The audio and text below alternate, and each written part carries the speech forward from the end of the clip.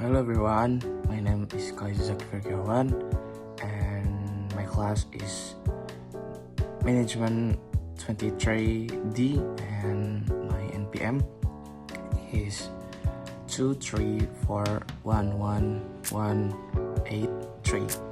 Okay, and this video I will explain the material about profit and loss and cash flow, and continue this video. Jadi saya akan menyampaikan tentang yaitu adalah laporan laba rugi dan laporan arus kas, perbedaan yang mendasar. Jadi laporan laba rugi atau yang sering disebut dengan laporan penghasilan memberikan gambaran menyeluruh tentang kinerja keuangan suatu perusahaan dalam periode tertentu. Jadi laporan ini menunjukkan seberapa besar pendapatan yang diperoleh perusahaan dan seberapa besar biaya yang perlu dikeluarkan oleh perusahaan tersebut, sehingga menghasilkan angka laba atau rugi yang bersih.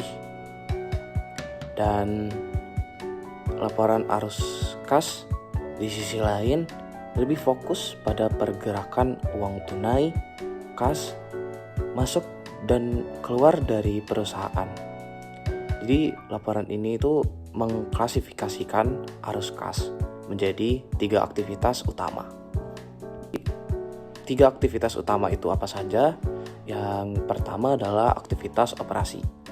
Arus kas yang dihasilkan dari kegiatan utama perusahaan seperti penjualan produk atau jasa, pembayaran kepada pemasok, dan pengeluaran untuk biaya operasional. Itu untuk yang aktivitas operasi. Selanjutnya ada aktivitas investasi.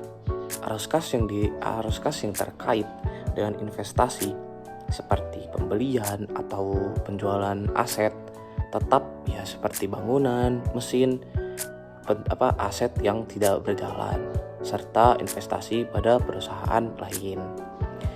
Dan berikutnya yang terakhir adalah aktivitas pendanaan. Arus kas yang berkaitan dengan aktivitas pendanaan seperti penerbitan saham, pinjaman bank, dan pembayaran dividen. Itu untuk 3 arus kas aktivitas utamanya.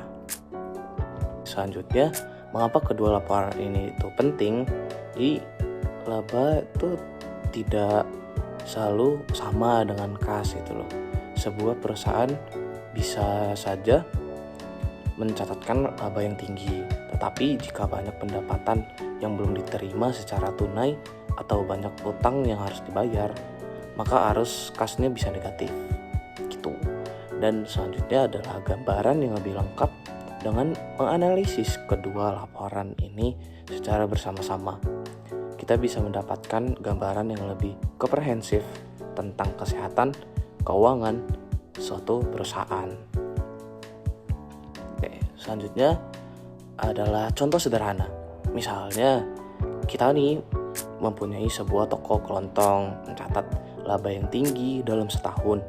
Namun jika banyak pelanggan yang membeli barang dengan secara kredit dan belum membayar, maka arus kas dari aktivitas operasi bisa saja menjadi negatif karena hal tersebut.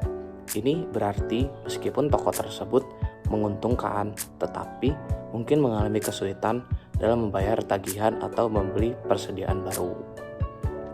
Seperti itu. Dan selanjutnya adalah kesimpulan. Kesimpulan yaitu yang pertama adalah laporan laba rugi menunjukkan kinerja keuangan secara keseluruhan. Yang kedua ada laporan arus kas menunjukkan pergerakan uang tunai, dan keduanya saling melengkapi untuk mendapatkan gambaran yang komprehensif. Kedua laporan ini harus dianalisis secara bersama-sama seperti itu. Okay, thank you very much for watching this video. I hope it is useful for you, and see you next video, and See you later.